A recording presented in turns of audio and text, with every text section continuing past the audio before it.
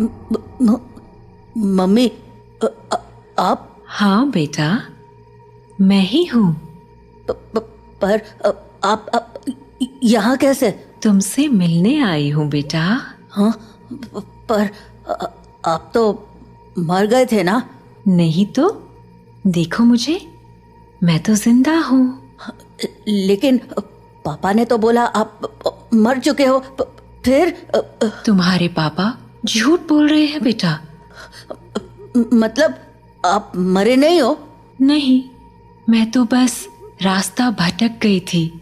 आज बहुत मुश्किल से तुम्हारे पास आ पाई हूँ, बस तुमसे मिलने। हाँ, सच्ची? हाँ बेटा, हाँ। अब चलो, मुझे अंदर आने दो। 7 बज गए हैं, वो लोग आते ही होंगे। हाँ, मैं पापा को बोलता हूँ। नहीं नहीं, पापा को क्यों बुला रहे हो? वो मुझे देख तो पाएंगे नहीं।